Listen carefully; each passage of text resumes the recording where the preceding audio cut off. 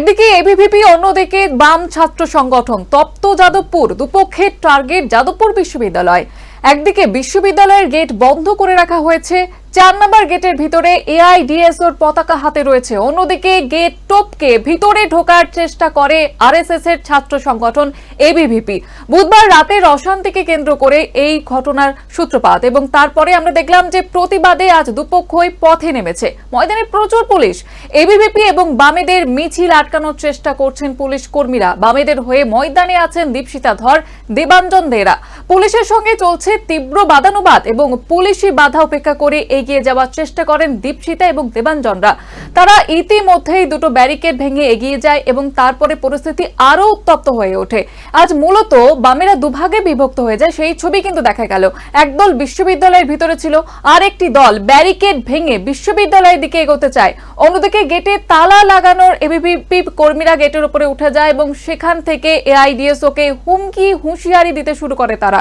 পাল্টা আবার ভিতরে থাকা এআইডিএসওর ছাত্রছাত্রীদেরও আঙুল উঁচিয়ে কথা বলেন। এদিন দীপশিতা অভিযোগ করেন কোনো মহিলা পুলিশ কর্মী ছিলেন না বলে। অন্যদিকে বাম নেতা সৃজন ভট্টাচার্য তিনি কি অভিযোগ তুলেছেন শুনুন।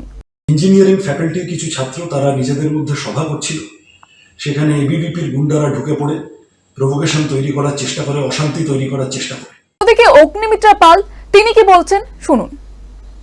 যাদবপুর ইউনিভার্সিটির মতো কিছু কিছু ইউনিভার্সিটি আমরা আগেও দেখেছি, আমিও কয়েক বছর আগে গিয়েছিলাম, সেখানে আলট্রা লেফট স্টুডেন্টসরা আক্রমণ করেছিল। বারবার তারা অ্যান্টি ইন্ডিয়া মানসিকতা স্প্রেড করা, অশান্তি করা এবং ইউনিভার্সিটির যে পড়াশোনার পরিবেশ সেটাকে শেষ করার চেষ্টা করছে। আমরা ইউনিভার্সিটিতে কোনো অশান্ত করতে চাই না। ইউনিভার্সিটিতে পড়াশোনা ঠিক মতো হোক, সমস্ত অসুবিধা সমাধান যাতে করতে পারি সেটা সরকার দেখে নেবেন, আমাদের মন্ত্রীরা রয়েছেন তারা দেখে নেবেন। কিন্তু এইভাবে রাজনীতি কলেজে, স্কুলে, ইউনিভার্সিটি ঢুকিয়ে আগের সরকারদের মতো অশান্ত। পুলিশের কমব্যাট ফোর্স উপস্থিত থাকলেও আরো ফোর্স আনা হয় এবং অন্যদিকে এবিভিপির কর্মী সমর্থকরা জমায়েত করছেন বলেও খবর। বস্তুত এদিন গোলপার্ক থেকে বিধায়ক সর্বরী মুখোপাধ্যায়ের নেতৃত্বে মিছিল এগোতে থাকে। সেই মিছিল আটকানো হয় যাদবপুর থানায় এসে।